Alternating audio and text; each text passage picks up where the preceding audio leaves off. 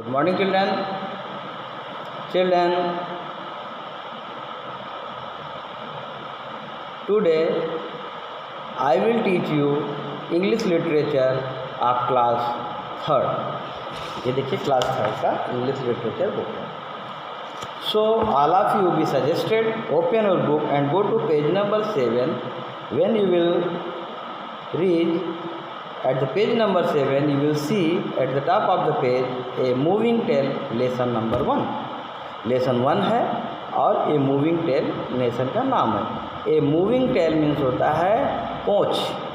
जो पोंछ होता है उस पोंछ कैसे घूमता है. पोंछ मीन्स जो जानवर का कुत्ते के पोंछ, गाय के पोंछ, भैंस के पोंछ, तो ये पोंछ जो होता है उसको कहते हैं इंग्लिश में टेल. ए मूविंग टेल माने घूमता हुआ पोंछ.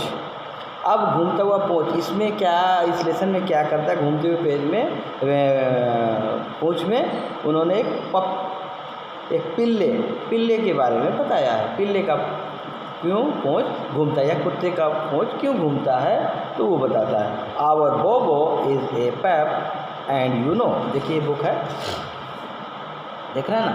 ये छोटा सा पिल्ला है और ये पिल्ले का पोंछ ये है. ये पोंछ घूम रहा है इधर उधर ऐसे ऐसे घूम रहा है. तो ये बच्चा जो है पूछता है कि ये क्यों पोंछ घूमता रहता है. इसके मन में एक जिज्ञासा है, उसी जिज्ञासा को पूछ रहा है. तो उस लेसन को हम लोग रीड करते हैं. आप मिलाइए क्या है. आवर बोबो इज़ ए पप यू नो.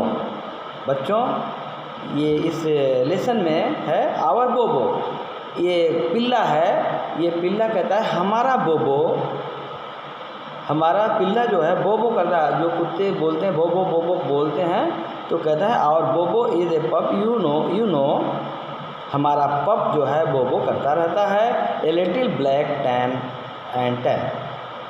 और उसका जो पूँछ है वह हल्का हल्का काला है और भूरा है.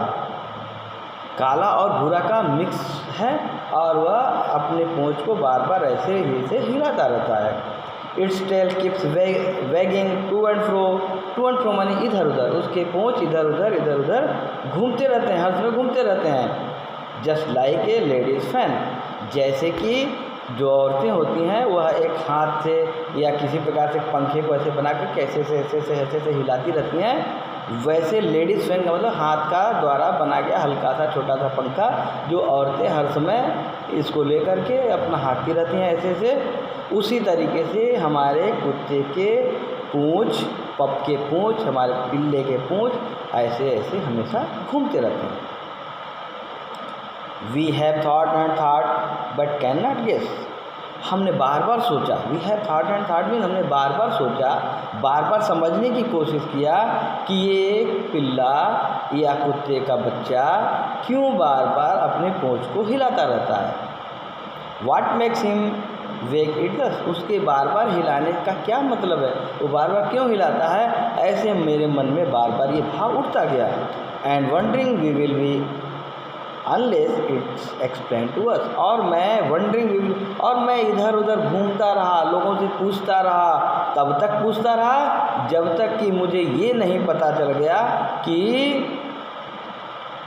पिल्ला का पूँछ, कुत्ते का पूँछ, कुत्ते के बच्चा का पूँछ क्यों हिलता रहता है, बार बार हिलता क्यों रहता है. इस बात की जानकारी मुझे जब तक नहीं हुई मैं इधर उधर घूमता रहा, लोगों से पूछता रहा, समझता रहा और तब मुझे समझ में आया कि क्यों घुमाता है. क्या समझ में आया. We are a doggy man we knew. मैं कुत्ते वाले इंसान के पास गया था. मैं एक ऐसे इंसान के पास गया जो कुत्तों के बारे में बहुत ज़्यादा जानकारी रखते हैं, कुत्तों के एक्टिविटीज़ क्रियाकलाप के बारे में बहुत ज़्यादा जानकारी रखते हैं, जो कुत्तों को अपने बस में करके रखते हैं. मैं उनके पास गया, हमने पूछा उनसे. We are doggy man we knew. एक डॉगी मैन एक ऐसे इंसान पास गए जो कुत्ते के बारे में जानकारी रखता है. मैं उनके पास गया और उनसे पूछा टू क्लियर द मिस्ट्री. अब कि बताइए मुझे कि कुत्ता अपना पूँछ क्यों हिलाता है, क्या रहस्य है. तो वो उन्होंने मुझे बताया. He answered that the habit due on every proper पप. उन्होंने कहा कुत्ते का पूँछ बार बार हिलना उनकी एक आदत होती है. वो अपने आदत के अकॉर्डिंग, अपने आदत के अनुसार उसको बार बार हिलाते रहते हैं। It's one he said of nature's law, उन्होंने कहा यह प्रकृति का नियम है कि जितने कुत्ते प्रजाति के जानवर हैं, कुत्ते हैं, पिल्ला हैं, तो वो सभी अपनी पूंछ को बार बार हिलाते रहते हैं, वो उनका एक आदत है। And not the puppy swim, और दूसरी आदत उनकी क्या है कि वह जब अपने मालिक को देखते हैं या अपने पसंदीदा लोगों को देखते हैं तो अपने खुशी का इजहार करते हैं, अपने खुशी की भावनाओं को दिखाते हैं, इसलिए भी वह जो है भौंकते रहते हैं, बौं करते रहते हैं और पूँछ हिलाते रहते हैं। वह अपने मालिक को देख के खुश हो जाते हैं, तब पर वे बहुत तेज़ी से भौंकते रहते हैं और हिलाते रहते हैं।